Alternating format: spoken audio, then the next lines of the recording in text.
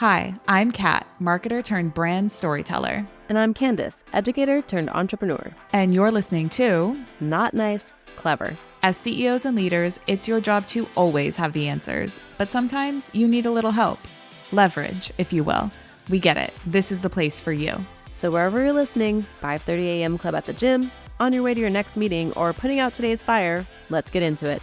In today's episode of Not Nice Clever, we are doing a follow-up on a prior mini episode, which was in response to a question submitted by one of our listeners, Jose, about how to surround yourself with the right people. And this was probably one of our most downloaded mini episodes. It had such a response. People were DMing me, they were DMing Candice. Yes, my DMs were popping that episode. I got so many DMs about just this conversation, and many people asked for us to talk more about this topic. And so we are opening it up to be a full episode. And, we want to share with the caveat and set the expectation that this is true for a lot of people at various stages of their business building journey, whether you are a newer entrepreneur, established CEO, a team leader of 5, 50, or 5,000. The truth of the matter is that there's always people ahead of you and always people behind you. Period. There are people ahead of Gary Vee. There are people behind Gary Vee. There are people ahead of Candice and I. You can bet your bottom dollar we're blowing up their DMs. And then there are people behind Candice and I. Not to say they're good or better or whatever. It's just the stage. A different place in the journey. That's all it is. Yep. So we've got some notes here. We're going to crack this one open. Candice, where do we want to start in fully answering this? Obviously, we're going to just be expanding on things that we talked about in our mini episode. So if you haven't listened to that and you want to, you can definitely go back and click on that and listen there. But I think the first thing is be active about seeking out opportunities to get involved with organizations or groups of people who meet regularly with the purpose of getting better. Whatever that means to you. If that means developing your leadership skills, developing your sales skills, getting better on social media, I don't care what it is that you are feeling like you need to get better in. Maybe it's getting a life coach. I don't know. Get in some type of organized group where the purpose is improving in some way in your life. And so we talked a little bit about different groups that we have heard of or we know that people are involved in. I know Dom, my husband, he just joined a group called Vistage and he's learning a ton. He's now involved with other CEOs, which is really helping him grow his own leadership and his own skills. And I think what happens is as you grow in your business and you become that CEO, you're the person and you need to be around other people who are in that position or who have been there longer than you to be able to learn and grow, right? And then for me, I was telling Kat that there are organizations that I want to get involved in as well in 2024. I have plans. So thinking about a group to get involved in for our pro members at Serhant, being part of the Serhant Pro group is key and vital to growing their real estate business and thinking beyond the market and thinking about building their personal brand. So there's many ways to get involved and there are different levels and price points depending on where you are in your journey, but actively seek out that opportunity. That's what I'm most concerned with. Absolutely. So much goodness there. And I think this is where the ROI of community is really, really felt. And it's not easily measurable upfront, but it does make an impact over time. And I remember when you were sharing that Dom had joined that group, I was like, damn, just over a year ago, we were sitting on your couch when you still lived in Vegas and you were sharing about the situation he was in his business at that point in time and how much it has changed. And now he gets to be the person who gets to learn from other CEOs that are farther along in his journey. He can shorten the learning curve. He comes home excited. It's such a good feeling to be able to be in that situation. It is. And I think that oftentimes, and it's kind of no matter where you are in the journey, oftentimes you can feel really lonely in your business if you allow yourself to be there. And so in order to not feel lonely and be like, woe is me, you have to be the one who's actively trying to find others who can support you. Yeah. And so if you're in that space right now where you're feeling lonely in your business or you're, tired of working from home or you never get to have conversations about leadership or about next steps or the things that you care about, then right now is the perfect time to seek those opportunities out. And it could be as simple as sending a DM to a friend who like, hey, what group have you been involved in that helped you along with your journey? Or posting on Facebook and saying, hey guys, I'm looking for XYZ. Does anyone have a recommendation? Like, ask people for your support. This is a true story. Today, I went in my neighborhood Facebook group because like I'm new here.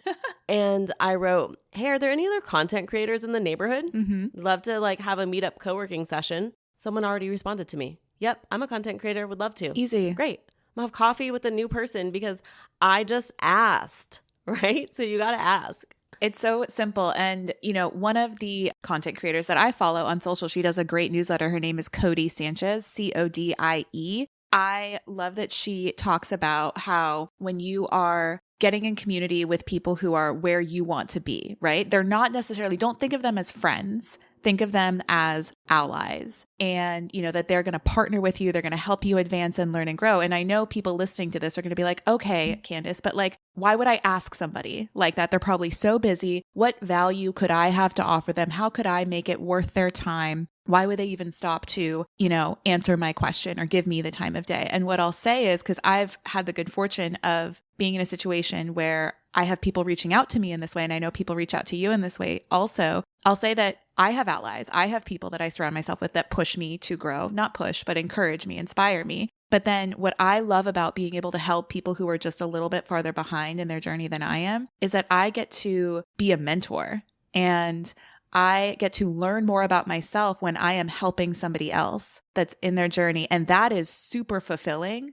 For me, it's super gratifying because like you just said, entrepreneurship can be lonely. Being a CEO can be lonely. Like mentors need mentors, and it's very fulfilling. So if anybody's listening and they're like hesitating on reaching out or speaking up or asking, like Candice was saying, like just know that it will be mutually beneficial. Like even the people you admire enjoy giving back, or at least those worth following, in my opinion. Yeah, I mean, if they can, right? Like, obviously, there's always caveats, but you're not going to bother someone by sending an email or sending a DM. They get to choose if they have the space or time to engage with you. So just send the freaking DM, send the email, and don't feel bad about sending it another time and another time, right? It's okay. Another thing that I was thinking about, because I just came back from a planning session with my social media manager, who's great. We never met in real life. And so we met up in real life in Palm Springs yesterday. And we were just planning out my 2024 strategy, like where's my business going? What are we going to be talking about on social media? That kind of stuff. Anyhow, she posted a little reel today about, you know, meeting up in person and how it's so different and how it helps you expand. And of course, I made a comment and I said, you know, thanks so much for the time. It was great to plan with you and meet you in real life. And I said, if anyone's on the fence, hire Sarah, right? And so she's like, I'm definitely screenshotting that. I'm putting that in my newsletter, in my whatever, right? Like I'm going to put that everywhere because that is social proof. And sometimes when someone sends me a message and I'm like, oh, they think I'm a leader in this space, they obviously value my opinion here. I might take a screenshot of that and share that in something, right? That is actually, your conversation is content for Kat and I. Yes. And so that could be the value add that you're like, I'm not sure if I'm adding value. Well, if you think that I am qualified to answer this question, that demonstrates that my audience understands my authority on this subject. And so it might be as simple as that. So instead of feeling bad about sliding into someone's DMs, you might be helping them with their next reel content, right? Their next TikTok video, their next YouTube. Oh my gosh. No, I love this so much. Like, and also we know, Candice, we so know that there's so many people that don't reach out because they're too afraid. They're too scared of being judged. So you having the courage to reach out to us, we know as experts in our space that if one or even two people ask the same question, there's probably dozens, if not hundreds, if not thousands that have that same question. And we use our platform for good, for impact. So we're like, all right, we're going to screenshot that.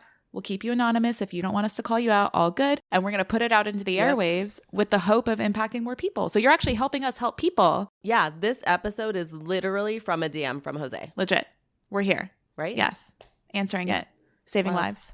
Or at least helping lonely CEO Island. Okay, here's another tip that we really want you to take to heart when it comes to being intentional, being assertive, being unapologetic about putting yourself in the right rooms, about saying yes or no to helping others and becoming a mentor, is that we Candice and I here at Not Nice Clever want you to just like mull on this. We want you to start to ask yourself how you can practice finding joy in saying the word no. It's a beautiful word, right? We love this word. No with a period at the end. Yeah, not nice. That's it. You don't have to explain a no. Like, no is a complete sentence. Oh my gosh. We need merch that says that. No is a complete sentence. I find that oftentimes clients are saying yes to things because maybe they have an old habit of people pleasing. Maybe they have just fear of letting people down. And what I find is that when you are clear with your communication, people don't feel let down because your yes means an enthusiastic yes and your no simply means no. And I'd rather, if I invited you, Kat, to dinner and you really didn't want to come, I'd rather you say no than feel obligated to join me at dinner. And now I waste my time sitting across from you for an hour and a half feeling like the vibe is off. Like, that is a waste of my time and your time. Yeah. That's disrespectful, actually. It's disrespectful. I agree with that. And so I don't want people to ever do anything for me or with me out of obligation. I want your yes to be an enthusiastic yes and your no to be a no. And it might be a no right now, but that's okay. Just say no. And I will probably follow up with you again next quarter or next month. But that's fine. You can say no for as long as you want. And one day you'll be like, damn, I should have been on that podcast. You know, that's fine. Anyhow, the point I'm saying here is sometimes when you say no to someone else, sometimes when you say yes to someone else, you're saying no to yourself and what you actually want and how you actually want to spend your time. And you're taking time away from reaching the goals that you have set for yourself because you are off on a tangent trying to please someone else. And I would say that nothing that you're doing out of obligation is the thing that's going to help you get to where you're wanting to go. Yes. Agreed 100%. Obligation energy is not the guy. No. Obligation energy is, we're not a fan of cancel culture, but we will cancel obligation energy. Just done. We're done with obligation energy. If it is not a whole body, like, motherfuck yes, please move on and just say no. Kat talks about this regularly, I think, on our podcast, or at least she talks about it to me. She doesn't ever come to a recording studio if she's not vibing. She'll be like, you know what, Candice, I'm not vibing today. And how do you feel about changing this to this day?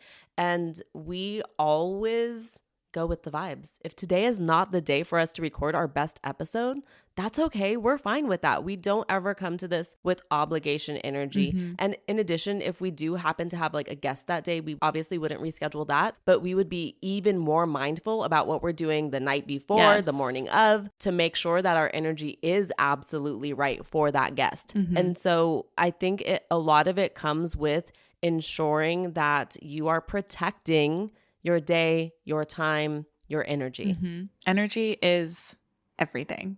It absolutely is. And, you know, understanding how to leverage it to be in the right rooms, be with the right people. Don't let those fears or overthinking just paralyze you from reaching out. And also you stepping into and owning what you are an expert on, because everybody's an expert on something. And if you can help somebody who is a few steps behind you, like, that's incredible. You just need a mentor a few steps ahead of you. And it's really like, I want to dispel the myth that this is like scary or it's unreachable. Like, it's accessible. Like, Candice and I, our individual journeys before we cross paths and even our growth together since has been insane, but it didn't start at such an accelerated level. It started with Candice, you making the decision that you didn't want to be a teacher anymore, and me making the decision that nursing school was not for me. That was not that would have been, I would have felt obligated to become a nurse. I wouldn't want to be in that situation. Yeah. I think that knowing that you always have the right to choose. And actually, Kat, this always reminds me of something that you always tell Will. Do you want to talk about what you tell Will? Oh, yes, of course. Okay. So Will's my hubs. If you guys don't know, he's a chef. So he knows he's in a completely different world than Candice or I. He knows I'm helping people. He does not quite know the details, but that's okay. I love him regardless. But I tell him in our daily life, like in our chores around the house and where we go decide to have brunch, travels, whatever it may be, I tell him that I reserve the right to change my mind at any time for any reason. And when we first started dating, he would be like, he's like, 20 minutes ago, you said you wanted ramen and now you want Mexican. And I'm like, yeah. I'm like, I changed my mind. And now I'll do it. And he'll be like, oh, right. You reserve the right. I'm like, I do. Thank you. Yeah. And as an entrepreneur and business owner and leader, I think that's so key to just know that you always have the choice. If you started down a path and it doesn't feel like the right path, you can turn around, you can pivot, you can make a new decision. Pull a Ross and pivot. Yes. Like you always have that. And I think that so often people don't do that because of OPOs, right? Ooh. Maybe they start something and feel like it's not right for them, but you start nursing school and you feel bad about leaving because other people's opinions, because your family had this idea for you or your friends had this idea for you and you don't want to let them down. But what are you going to do? Live the rest of your life doing the thing you don't want to do to please other people? That makes no sense at all. I only got one life. I mean, maybe I've had past ones. Maybe I'm going to have another one. Who knows? But at least right now, I've got one. I'm not going to waste that. And not waste it at all. And then the other thing that I think is really important to note is that not everything is meant to last forever. For example, Kat and I had you could call it failed, but I wouldn't, group of people that we gathered prior to starting our podcast, right? Like we started some online events that led nowhere. And well, it didn't lead nowhere, to be honest. It led here. Because we were trying to plan the fourth one. Yeah, I think we were on number 4 and it was like maybe monthly events, maybe 3rd or 4th. I don't remember. And we were kind of just like, you know what? This doesn't feel right. And so we could have said, oh my gosh, they tried this thing and it failed, but Not Nice Clever has come from it. And we've been able to connect with amazing human beings from all around the country and beyond. We have a few fans in Canada and Mexico. Shout out to you guys. We appreciate you. Yes. But if we thought that meant we were failures and we let that energy seep into our being and aura, we wouldn't be here. Yeah. How crazy is that? It is crazy. I don't think enough people talk about all the things they tried before they got into whatever they want to get into. Should we make that an episode? All of our past? Probably. Right? Okay, I'm going to write that down somewhere. Yeah, because look, the way that I look at it, it's only a failure. It's only a mistake if you repeat it over and over and over again. If you make it a lesson and you learn from it, like we learned, we were just not quite feeling it. We, wanted something different for ourselves and we pivoted. We changed our mind. Yep. That's a lesson to me because if we had never tried to do, I think it was called Myth of the Hustle. That was our monthly online Zoom. That was our monthly thing. And we did a little bit of branding. It's the same attitude. Oh, yeah. The attitude is, you can't train the attitude out of the girls. Good luck. Right. But if we had never tried that, who knows if Not Nice Clever would have been born. That got us to this, period. And whatever is going to get us to what's next, we'll figure that out. Yeah. One of the people that I really admire for her tenacity and for her follow-up game is strong, is Talia McKinney. She is a hands down realtor, a broker in New York.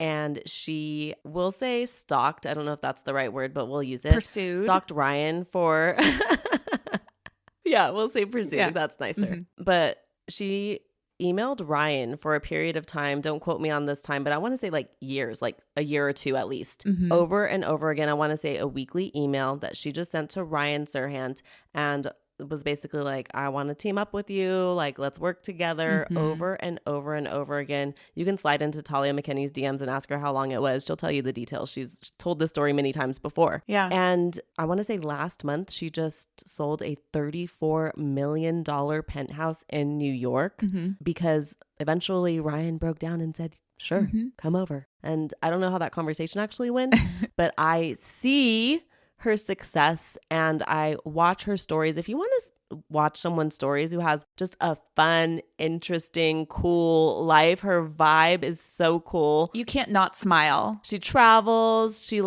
She's just a powerhouse and she's the kindest, nicest person you'll ever meet. But follow Talia McKinney's Instagram stories, slide into her DMs, buy some New York real estate. She's amazing. Check her out. Yeah. And It's all because of her follow-up game, because she wasn't afraid to say, hey, I want to partner with you. I know I have something to offer. And she was for damn sure right. Mm-hmm. And this is also, she's a beautiful example of another like idea that we have. And it kind of goes back to obligation energy, and that like we as humans, like the idea of discipline, the idea of like you can force yourself to do anything. It's like, no. Do you think, Candice, unless you're like truly meant and could see yourself working with Ryan, that you would have had the fortitude to follow up with him for 2 years? No, of course not. And I think that's another thing that people don't understand is like, I've always known I was going to do cool shit. I didn't know what it was. Yeah. Didn't know the details. Yeah, I didn't know the details, but I'm like, of course I'm going to do cool shit. Like, Yeah. I was born for this. Yes. And if maybe you're in that space right now, but you feel bad about saying that. Maybe you're like looking around at people and you're like, you kind of know on the inside that there's something else for you, that this life that the people around you are living is not the life you want to live. And you have that knowing, but you feel bad about saying it because you want to like hate on other people. You need to follow that. You need to listen to that. It's guiding you somewhere. And I will just say that I had no idea where that voice was taking me, and I still don't know, but I'm going to do cool shit. I know that. Yeah. And I'm going to keep doing cool shit, and I'm going to say yes to things that align with me and no to things that don't. And I just feel like if you don't follow that, you're doing yourself a disservice. It's truly like your life, and living your life for other people when you're sacrificing yourself in that way is just, I don't see it ending up well. Like for the time that I was in nursing school. So one of the recommendations they made then, I don't know what like the SOPs are now or the requirements are, but they wanted you to have a CNA license, certified nursing assistant. So you're assisting the nurses with more of like the daily care, the more tedious task-oriented work like in facilities. And I worked in an assisted living facility in the memory care unit. And when I would speak with the patients and I would get to know them, like, and they would share about their life and share about their loves, their passions, their fears, their regrets, because they were like toward the end of their life. They never like, and this like sticks with me forever, is that they never regretted the things that they did. Whatever it was. And these are folks who grew up like during the Great Depression, lived through World War II, Korea, Vietnam, all of that. They only regretted like the things that they didn't say or that they didn't do, that they didn't take a chance on. Never once did I hear any patient talk about regretting something that they did. It was what they didn't do. Yeah. And that I was like, 23, 24 at the time. And that will stick with me for prime for that quarter life crisis, which is basically when I dropped out of nursing school. That'll stick with me. And I just think more people would benefit from knowing that. Even if it takes you a while to understand it and practice it, at least listen and hear us now, like talking about that, because there's something there, truly. What I really want people to take away from this is to think more expansively. And if you want to use this phrase that's helped me before when I feel like I'm getting too like narrowly focused, is think globally. Get out of your little bubble of, right? Like I grew up in Hacienda Heights, California. I don't know if I've ever said that on this podcast. I don't think you have. But if I've never got out of my tiny little bubble of Hacienda Heights, California, like, I mean, none of this would be possible, right? I wouldn't be traveling around the country, speaking, hosting webinars, facilitating workshops all around the country and eventually the world if I had thought in that little tiny bubble that I was in. And so thinking globally is huge. And there's tiny little things that I can do to continue to think globally. For example, when I go to Cabo in January, I'm definitely meeting up with Jesus and his team. I met them at a Sirhan event and we've been DMing each other for a year and a half. But when I go somewhere, I'm meeting people. If I know I'm going to be in Sarasota, Florida, I'm going to have coffee or dinner with Christy Peterson because I am thinking about how I'm making connections in the broader world. And it doesn't matter if Christy can't do anything for me right now, or Jesus is not going to ever hire me. That's not what it's about. It's about creating reciprocal relationships, building a web of people who will be excited to say my name first in a room that matters, and I do the same for them. That's it, full stop. There's nothing else, right? But people are like, are they going to buy something for me? Like, I literally don't give a shit.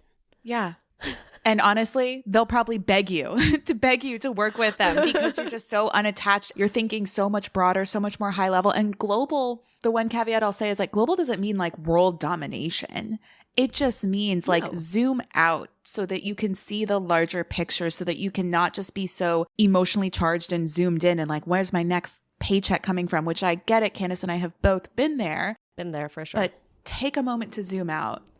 Do that regularly and just see what the hell happens. And we know you won't be disappointed because we live and breathe that every day. And we just hope that our clever crew starts listening. We know some of you are, but we're talking to those who aren't yet. Well, as Candice said, we ran the gamut on how to really understand where you can start in being expansive, getting in community, understanding yourself, finding joy in no. We hope you found this episode valuable. If there is another topic that's on your mind that you would love for us to expand upon in an episode, feel free to slide into our DMs. They are always open. We'll respond when we're back online. And don't forget to leave us a 5-star review, and catch you next week. Thanks for joining us on Not Nice, Clever. Remember to follow Not Nice, Clever wherever you listen to audio. And if you haven't already, drop that 5-star review. Share your takeaways. Tell us your story. We love to hear it. Signing off, your not so nice, but oh so clever besties that mean business. See you soon.